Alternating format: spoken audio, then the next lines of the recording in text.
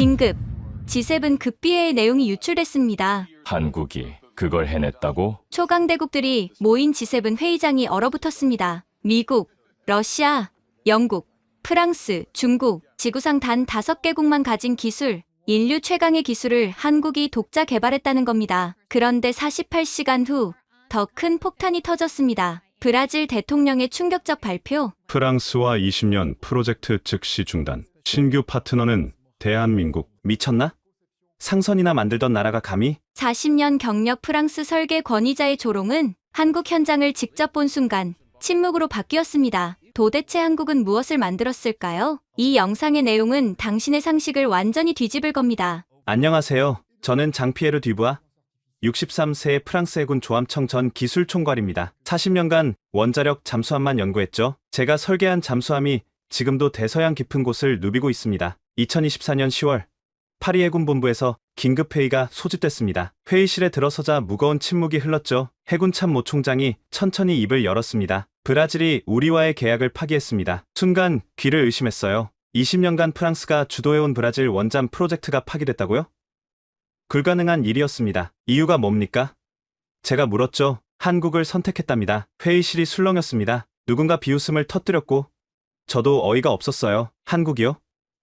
상선이나 만드는 나라가 원잠을 만든다고요? 참모 총장의 표정이 굳어 있었습니다. 브라질 해군 정보에 따르면 한국이 혁신적인 소형 원자로를 개발했다고 합니다. 건조 기간도 우리보다 40% 단축된다고 하더군요. 제가 벌떡 일어났습니다. 말도 안 되는 소리.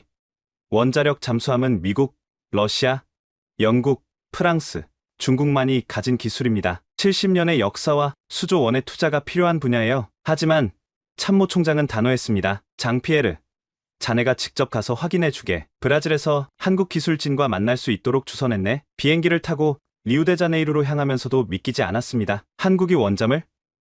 그것도 우리를 제치고? 자존심이 상했고 분노가 치밀었죠. 내가 직접 가서 그들의 허상을 벗겨주겠다. 그때까지만 해도 저는 확신했습니다. 한국이 만든 건 원잠이 아니라 그저 커다란 디젤 잠수함일 거라고. 진짜 원자력 잠수함이 뭔지 보여주겠다고 다짐했죠. 하지만 이 오만한 생각이 얼마나 어리석었는지 곧 깨닫게 될 줄은 꿈에도 몰랐습니다. 리우 국제공항에 도착했을 때는 습한 열기가 얼굴을 덮쳤습니다. 브라질 해군 장교가 마중 나와 있었죠. 차를 타고 해군기지로 향하는 동안 창밖으로 보이는 코파카바나 해변이 아이러니하게 느껴졌어요. 이 아름다운 바다를 지킬 잠수함을 누가 만들 것인가? 해군기지 회의실에 들어서자 이미 사람들이 모여 있었습니다. 그 중에서도 유독 눈에 띄는 2명의 동양인이 있었죠. 안녕하세요. 저는 대한조선 특수선박부의 곽도윤입니다. 30대 후반으로 보이는 남자가 손을 내밀었어요. 옆에 여성도 인사했습니다. 원자력연구원의 신혜라입니다. 뵙게 되어 영광입니다. 듀부아 박사님, 영광이라. 거칠에 인사가 거슬렸습니다. 아우구스투 제독이 중재에 나섰죠. 장피에르, 한국팀이 준비한 프레젠테이션을 먼저 보시죠. 저는 팔짱을 끼고 의자에 기댔습니다. 좋습니다. 대체 무엇을 만들었는지 봅시다. 곽도윤이 화면을 켰습니다. 첫 슬라이드에 잠수함 설계도가 나타났어요. 순간 눈을 의심했습니다. 이건 확실히 원자력 잠수함 설계였어요. 저희가 개발한 KSX 원자력 잠수함입니다. 길이 89m, 배수량 3200톤급으로. 잠깐! 제가 끼어들었죠. 당신들이 진짜 원자로를 만들었다는 겁니까? 농축 우라늄은 어디서 구했죠? 차폐 기술은? 냉각 시스템은? 신혜라 박사가 침착하게 대답했습니다. 모두 독자 개발했습니다. 특히 소형 일체형 원자로는 기존 대비 60% 크기로. 제가 비웃었어요. 불가능합니다. 원자로 소형화는 미국도 실패한 기술이에요. 물리법칙을 거스를 순 없죠. 직접 보시면 생각이 바뀌실 겁니다. 곽도윤이 말했어요. 그 차분한 자신감이 더욱 거슬렸습니다. 동양의 조선소가 뭘 안다고 이런 자신감을 보이는 걸까요? 좋아요. 그럼 보여주시죠. 당신들의 소위 원잠이라는 것을. 제가 일어서며 말했습니다. 아우구스투 제독이 당황한 표정을 지었지만 저는 이미 결심했어요. 이들의 허상을 낱낱이 밝혀내고 브라질이 올바른 선택을 하도록 만들겠다고. 다음날 아침 브라질 해군 설계실에서 한국팀의 상세 도면을 검토하기 시작했습니다. 처음엔 대충 훑어보려 했지만 점점 자세히 들여다보게 됐어요. 뭔가 이상했거든요. 이 모듈러 설계는 제가 중얼거렸습니다. 곽도윤이 설명했어요. 네. 잠수함을 8개의 모듈로 나눠 동시 건조 후 조립하는 방식입니다. 레고 블록처럼요. 레고 블록이라 어린애 장난감에 비유하다니. 하지만 도면을 자세히 볼수록 놀라웠습니다. 이론적으로는 완벽했어요. 건조 기간을 획기적으로 단축할 수 있는 설계였죠. 압력선체 재질은 뭡니까? 제가 물었어요. HY100 강제를 개량한 특수강입니다. 항복 강도 1200메가파스칼을 달성했죠. 순간 팬을 놓을 뻔했습니다. 1200메가파스칼. 그건 우리 최신 잠수함보다 높은 수치였어요. 불가능해요. 그런 강제를 만들려면 8년 걸렸습니다. 시네라 박사가 끼어들었어요. 포스코와 공동 개발했죠. 실패도 많았지만 결국 해냈습니다. 제가 다시 도면으로 시선을 돌렸습니다. 원자로 구획 설계가 특이했어요. 기존 방식과 완전히 달랐죠. 이 원자로 배치는 너무 급진적입니다. 안전성 검증은 했습니까? KINS 인증을 받았습니다. 국제원자력기구 기준도 모두 충족하고요. 서류를 확인해보니 사실이었습니다. 모든 안전 기준을 통과했더군요. 아우구스투 제독이 조용히 물었습니다. 어떻게 보십니까, 장피에르? 솔직히 대답하기 어려웠어요. 비판할 점을 찾으려 했지만 설계는 혁신적이면서도 안정적이었습니다. 우리가 전통적 방식에 갇혀있는 동안 그들은 새로운 길을 개척한 거였죠. 이론상으론 가능해 보입니다. 마지못해 인정했어요. 하지만 실제 건조는 다른 문제죠. 종이 위의 설계와 바다 속 현실은 천지 차이니까요. 곽도윤이 미소 지었습니다. 그래서 준비했습니다. 한국으로 오셔서 직접 확인하시죠. 그 순간 묘한 불안감이 들었어요. 혹시 이들이 정말로 해낸 건 아닐까? 하지만 곧 고개를 저었죠. 아냐. 원잠은 그렇게 간단한 게 아냐. 일주일 후 저는 한국행 비행기에 올랐습니다. 인천공항에서 국내선으로 갈아타고 김해공항에 도착했죠. 그리고 다시 차로 1시간, 드디어 거제도의 대한조선 특수조선소에 도착했습니다. 첫인상은 한마디로 압도적이었어요. 거대한 건조 도크, 하늘을 찌를 듯한 골리앗 크레인, 그리고 삼엄한 보안시설. 이건 확실히 특수 선박을 건조하는 곳이었습니다. 환영합니다. 뒤부하 박사님, 곽도윤이 맞이했어요. 먼저 일반 시설부터 둘러보시죠. 보안 검색대를 통과해 들어간 조선소는 상상 이상이었습니다. 최첨단 자동화 시스템이 곳곳에 설치되어 있었고 모든 공정이 체계적으로 진행되고 있었죠. 이쪽은 모듈 조립동입니다. 거대한 건물 안으로 들어가자 숨이 막혔습니다. 축구장 2개를 합친 크기의 공간에 여러 개의 원통형 구조물이 놓여 있었어요. 잠수함 모듈들이었죠. 저건 압력선체 모듈이군요. 제가 인정할 수밖에 없었어요. 네.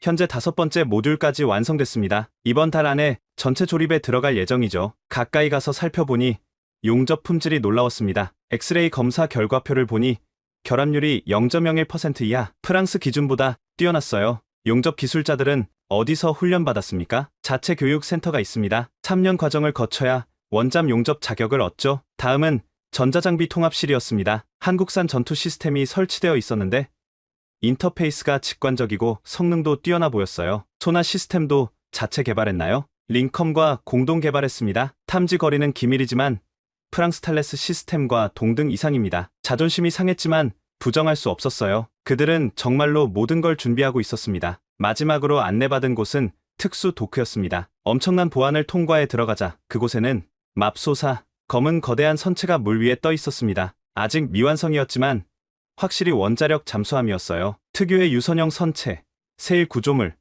그리고 뭔가 다른 아우라, 시제 1호함입니다. 70% 정도 완성됐죠. 제 다리가 후들거렸어요. 40년 경력으로도 이런 충격은 처음이었습니다. 정말로 한국이 원잠을 만들고 있었던 겁니다. 이튿날 드디어 핵심 중의 핵심인 원자로를 보게 됐습니다. 대전의 원자력연구원으로 이동했죠. 더 삼엄한 보안 절차를 거쳐 특수 실험동에 들어갔습니다. 이곳이 저희 소형 모듈 원자로 실험실입니다. 시네라 박사가 안내했어요. 방탄유리 너머로 원자로 모형이 보였습니다. 아니, 모형이 아니었어요. 실제 작동하는 실험용 원자로였죠. 그런데 크기가 이게 정말 150메가와트급입니까? 믿기지 않아 물었어요. 정확히는 160메가와트입니다. 부피는 기존 대비 60%죠. 불가능했습니다. 물리학적으로 불가능한 일이었어요. 하지만 제어실의 계기판은 거짓말을 하지 않았죠. 모든 수치가 정상이었습니다. 비밀이 뭡니까?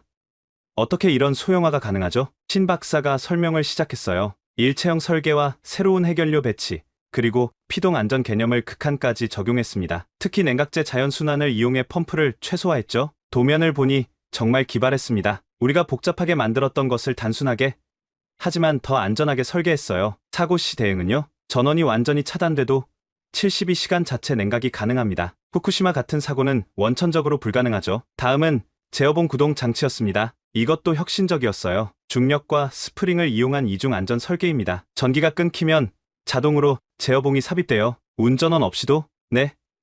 완전 자동입니다. 저는 의자에 앉아 머리를 감쌌습니다. 이건 단순히 따라한 기술이 아니었어요. 완전히 새로운 패러다임이었죠. 개발 기간이 얼마나 걸렸습니까? 2016년부터 시작했으니 8년이네요. 실패는 없었나요? 신 박사가 씁쓸하게 웃었어요. 실패요?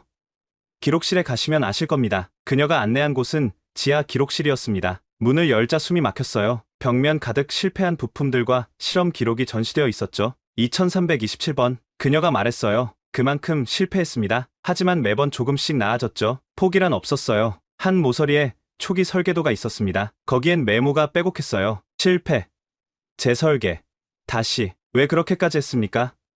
저도 모르게 물었어요. 우리도 할 수 있다는 걸 증명하고 싶었습니다. 더는 기술 식민지로 살고 싶지 않았어요. 그 말에 가슴이 먹먹해졌습니다. 프랑스도 비슷한 길을 걸었으니까요. 미국의 기술 독점에 맞서 독자 개발을 선택했던 1960년대가 떠올랐죠. 시네라 박사가 기록실 깊숙한 곳으로 안내했습니다. 그곳엔 특별한 전시물이 있었어요. 프로젝트 세종이라는 제목 아래 8년의 여정이 담겨 있었죠. 2016년 4월 첫 설계를 시작했습니다. 그녀가 낡은 노트를 가리켰어요. 당시엔 무모하다는 소리만 들었죠. 첫 페이지를 넘기니 젊은 연구원들의 사진이 있었습니다. 희망에 찬 얼굴들. 하지만 다음 장엔 실패 기록이 빼곡했죠. 첫 원자로 모형은 3개월 만에 폭발했습니다. 다행히 모의 실험이었지만요. 사진 속 폭발 흔적이 처참했어요. 포기하지 않았군요. 오히려 더 달라붙었죠. 뭐가 잘못됐는지 6개월간 분석했어요. 2017년 기록으로 넘어갔습니다. 실패가 계속됐지만 조금씩 진전이 보였죠. 압력 용기가 견디는 시간이 늘어났고 핵분열 제어가 안정화되기 시작했어요. 2018년이 최악이었습니다. 신 박사의 목소리가 떨렸어요. 정부 지원이 끊길 뻔했거든요.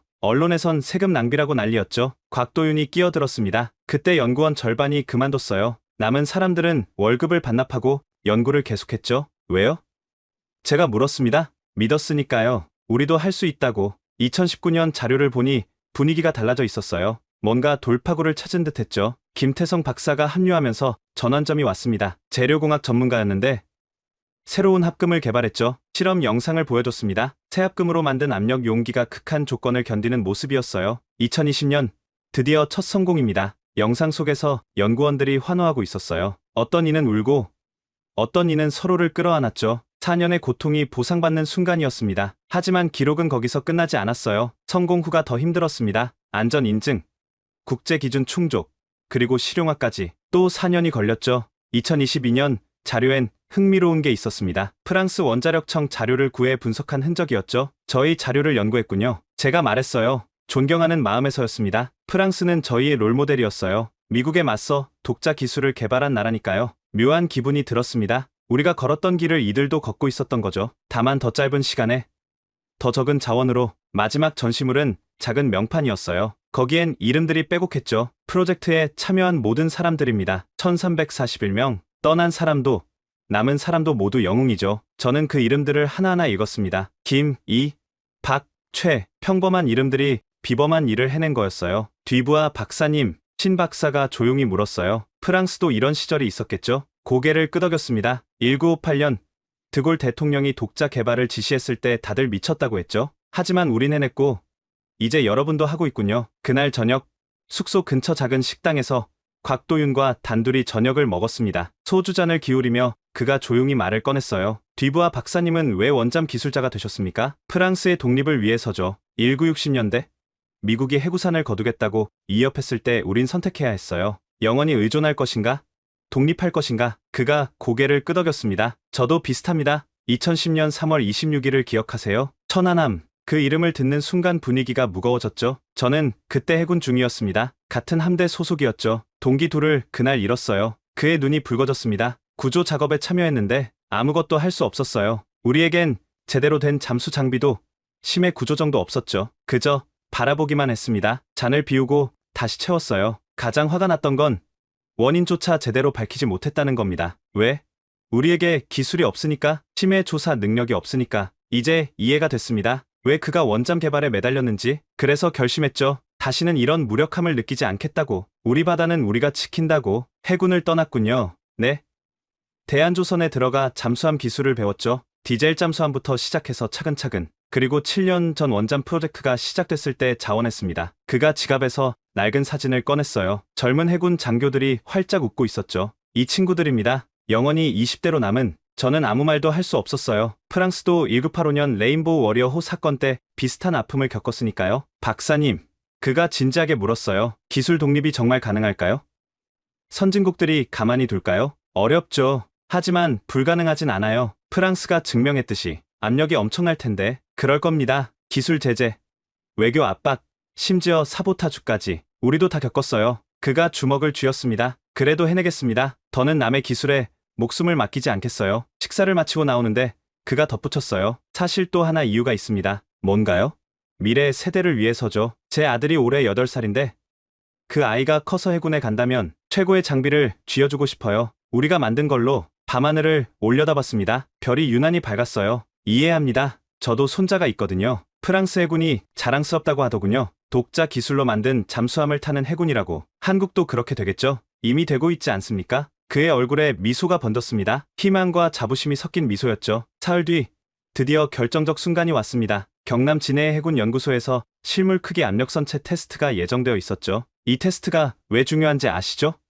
곽도윤이 물었어요. 당연히 알고 있었습니다. 잠수함의 생명은 압력선체에 달려 있으니까요. 아무리 다른 기술이 뛰어나도 압력을 못 견디면 무용지물이죠. 거대한 실험동에 들어서니 원통형 압력 챔버가 보였습니다. 직경 10m, 길이 20m의 괴물이었죠. 실제 잠수함 중앙 구획과 동일한 크기입니다. 시네라 박사가 설명했어요. 오늘은 설계 한계를 시험합니다. 제어실로 들어가니 각종 계기와 모니터가 즐비했습니다. 브라질에서 온 옵서버들도 긴장한 표정이었죠. 설계 심도는 얼마입니까?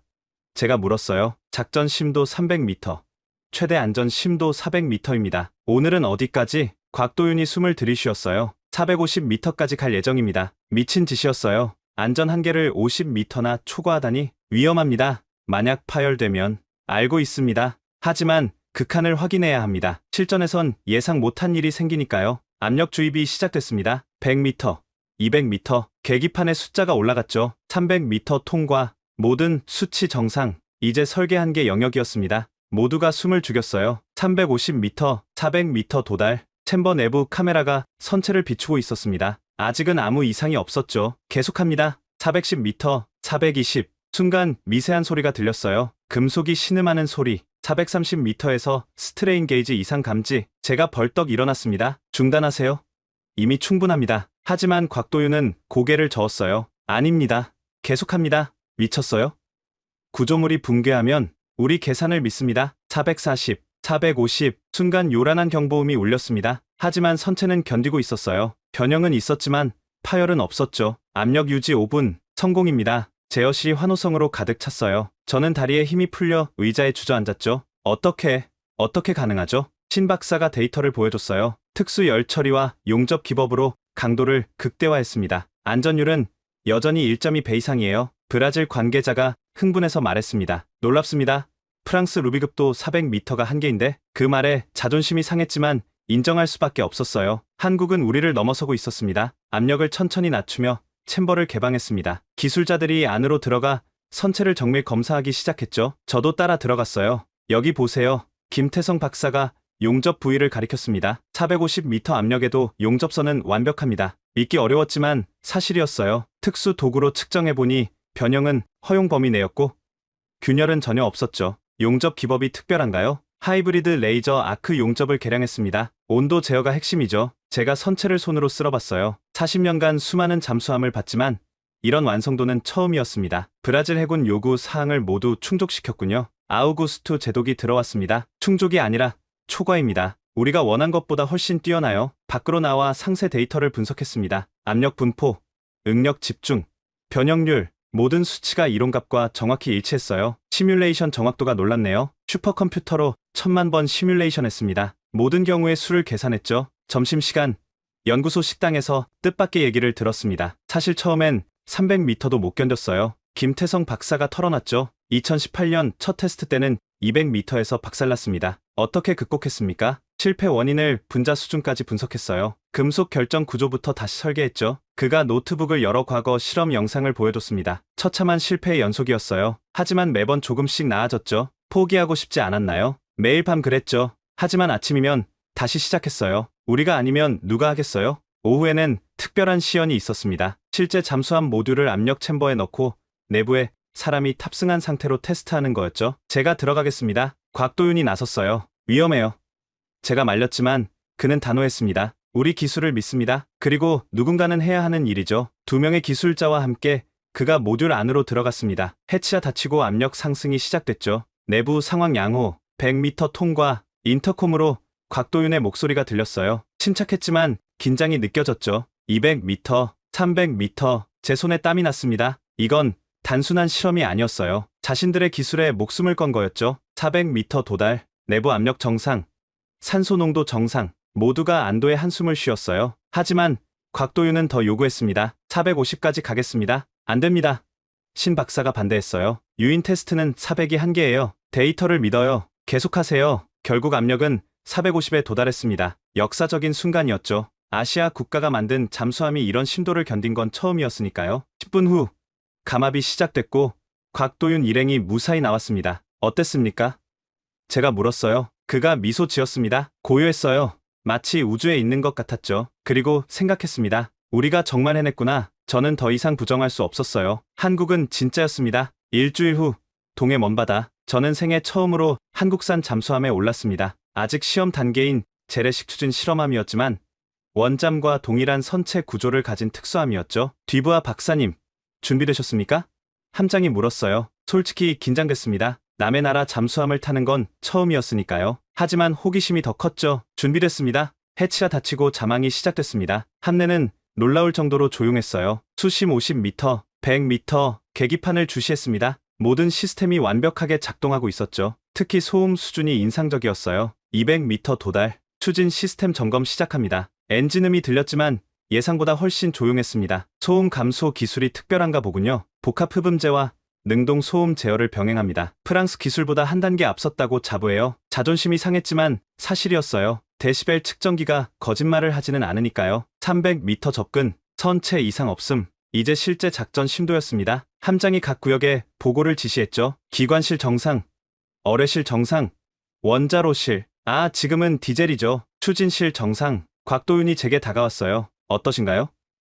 첫 한국 잠수함 승선이 인상적입니다. 특히 자동화 수준이 놀라워요. 인원 감축이 목표였거든요. 원잠은 장기 항해를 하니까 최소 인원이 유리하죠. 300m에서 수평 기동을 시작했습니다. 급선회, 급정지, 최대 속력 테스트. 함체가 안정적으로 반응했어요. 이 정도 기동성이면 제가 감탄했죠. 전투 상황에서도 충분합니다. 시뮬레이션으로는 어뢰 회피율 80% 이상이에요. 점심은 함내에서 먹었습니다. 좁은 식당에서 젊은 승조원들과 함께였죠. 박사님, 프랑스 잠수함은 어떤가요? 한 수병이 물었어요. 각자 장점이 있죠. 하지만 이 함도 전혀 뒤처지지 않아요. 그들의 얼굴에 자부심이 번졌습니다. 오후엔 특별한 테스트가 있었어요. 비상 부상 훈련이었죠. 3초 내 비상 부상 준비, 경보가 울리고 승조원들이 재빨리 움직였습니다. 블로우, 압축공기가 평형수 탱크로 주입되고 함이 급상승하기 시작했어요. 엄청난 가속도에 몸이 뒤로 쏠렸죠. 200m, 100m, 50, 불과 45초 만에 수면에 도달했습니다. 함체가 물 밖으로 튀어 올랐다가 다시 떨어졌어요. 완벽합니다. 제가 외쳤어요. 해치를 열고 함교로 올라갔습니다. 동해의 푸른 바다가 끝없이 펼쳐져 있었죠. 태극기가 펄럭이는 모습이 인상적이었어요. 저기가 울릉도입니다. 함장이 가리켰어요. 우리 바다죠. 그 말에 담긴 의미를 알 것 같았습니다. 자신들의 기술로 자신들의 바다를 지킨다는 자부심. 다시 자망의 기지로 돌아오는 길. 제어실에서 곽도윤과 대화를 나눴어요. 이제 믿으시나요? 우리 기술을 인정합니다. 완전히 인정해요. 한국은 6번째 원잠 보유국이 될 자격이 있어요. 그의 눈이 빛났습니다. 그 말씀, 브라질 분들께도 해주실 건가요? 당연하죠. 진실을 말하는 게 전문가의 의무니까요. 부두에 도착했을 때 석양이 바다를 붉게 물들이고 있었습니다. 박사님, 곽도윤이 말했어요. 우리가 원잠을 만드는 이유를 아시나요? 국방을 위해서 아닌가요? 그것도 맞지만 더 큰 이유가 있어요. 우리도 할 수 있다는 걸 스스로 증명하는 거죠. 기술 강국이라는 자부심을 후손들에게 물려주는 겁니다. 저는 고개를 끄덕였습니다. 프랑스가 걸어온 길, 이제 한국이 걷고 있는 길, 그 의미를 누구보다 잘 알고 있었으니까요. 함에서 내려 부두에 선이 다리가 후들거렸습니다. 단순히 긴 자망 때문이 아니었어요. 40년간 쌓아온 신념이 무너지는 순간이었으니까요. 브라질 해군 관계자들이 기다리고 있었습니다. 아우구스투 제독이 다가왔죠. 어떠셨습니까? 장피에르? 저는 잠시 하늘을 올려다봤습니다. 붉은 노을이 아름다웠어요. 그리고 돌아서서 모두가 보는 앞에서 말했습니다. 제가 틀렸습니다. 조용하던 부두가 술렁였어요. 한국이 해냈습니다. 진짜 원자력 잠수함 기술을 독자 개발했어요. 아니, 어떤 면에서는 우리를 넘어섰습니다. 목소리가 떨렸지만 계속했습니다. 압력선체 기술, 소음, 감소 기술, 자동화 시스템, 모두 세계 최고 수준이에요. 특히 소형 원자로는 혁명적입니다. 아우구스투 제독이 놀란 표정으로 물었어요. 그럼 브라질의 선택이 옳았단 말씀인가요? 네, 옳았습니다. 아니, 탁월했어요. 그 순간 참았던 감정이 북받쳐 올랐습니다. 40년 동안 저는 원잠 기술은 소수의 전유물이라고 믿었어요. 우리만이 할 수 있는 일이라고. 하지만 목이 메었습니다. 곽도윤이 다가와 어깨에 손을 얹었어요. 괜찮습니다. 박사님. 아니요. 괜찮지 않아요. 제가 얼마나 오만했는지. 기술을 독점하려 했던 제가 부끄럽습니다. 눈물이 흘렀어요. 63년 인생에서 처음으로 기술 앞에서 눈물을 흘렸죠. 프랑스도 한때는 도전자였어요. 미국의 기술 독점에 맞서 싸웠죠. 그런데 우리가 성공하자 똑같이 독점자가 됐어요. 다른 나라의 도전을 막으려 했죠. 시네라 박사가 조용히 말했습니다. 누구나 그럴 수 있어요. 중요한 건 인정하는 용기죠. 저는 심호흡을 하고 말을 이었어요. 오늘 저는 깨달았습니다. 기술은 독점이 아니라 공유되어야 한다는 걸. 인류의 발전을 위해서라도. 브라질 기술진에게 돌아서서 말했죠. 한국을 선택하세요. 그들은 단순히 기술만 주는 게 아니라 함께 성장하는 파트너가 될 겁니다. 모두가 박수를 쳤어요. 진심 어린 박수였죠. 저녁 만찬에서 저는 공식 발언을 했습니다. 프랑스로 돌아가면 본국에 보고하겠습니다. 이제는 경쟁이 아니라 협력의 시대라고. 한국과 함께하면 더 나은 미래를 만들 수 있다고. 곽도윤이 잔을 들었어요. 새로운 시대를 위하여 모두가 잔을 부딪혔습니다. 그 순간 수십 년의 앙금이 녹아내리는 것을 느꼈어요. 밤늦게 숙소로 돌아와 프랑스 본국에 이메일을 썼습니다. 한국은 6번째 원잠 클럽 회원입니다. 우리는 그들과 경쟁이 아니라 협력해야 합니다. 전송 버튼을 누르는 순간 묘한 해방감을 느꼈어요. 무거운 짐을 내려놓은 것 같았죠. 다음 날 아침 예상대로 프랑스 본국은 발칵 뒤집혔습니다. 국방장관이 직접 화상 통화를 요청했죠. 장피에르, 자네 정신이 나갔나? 한국과 협력하라니. 장관님, 직접 보시면 생각이 바뀔 겁니다. 그들의 기술은 진짜예요. 설령 그렇다 해도 우리의 기득권을 포기하란 말인가? 저는 단호하게 말했습니다. 기득권에 안주하면 도태됩니다. 한국은 이미 우릴 추월하고 있어요. 함께하지 않으면 뒤처질 뿐입니다. 긴 설득 끝에 장관은 마지못해 동의했어요. 단, 조건이 있었죠. 기술 공유는 3국에 한정하고 핵심 기술은 보호한다는 것. 오후에 열린 3국 회의에서 역사적인 합의가 이뤄졌습니다. 브라질 원잠 프로젝트를 한국과 프랑스가 공동 수행한다. 아우구스투 제독이 선언했어요. 구체적인 역할 분담도 정해졌죠. 한국은 선체와 원자로, 프랑스는 무기 체계와 센서, 브라질은 현지 생산과 운용을 맡기로. 이건 단순한 무기 거래가 아닙니다. 곽도윤이 강조했어요. 기술 독립을 위한 동맹이죠. 협정서에 서명하는 순간 카메라 플래시가 터졌습니다. 이 장면은 다음날 전 세계 언론의 헤드라인을 장식했죠. 원잠 클럽의 균열, 한국, 프랑스, 브라질 신동맹 결성. 서명식 후 기자회견이 있었습니다. 한 기자가 물었어요. 듀부아 박사님, 프랑스는 왜 기존 입장을 바꿨나요? 기술은 물처럼 흘러야 합니다. 막으면 썩죠. 한국이 그걸 일깨워줬어요. 한국 기술이 정말 프랑스와 대등한가요? 어떤 면에선 능가합니다. 특히 혁신성과 효율성에서요. 한국 기자가 곽도윤에게 물었습니다. 이번 협력의 의미는 무엇인가요? 대한민국이 기술 선진국 반열에 올랐다는 증거입니다. 이제 우리도 규칙을 만드는 나라가 된 거죠. 회견이 끝난 후 셋이서 조용히 차를 마셨어요. 이게 시작이군요. 아우구스투 제독이 말했죠. 네.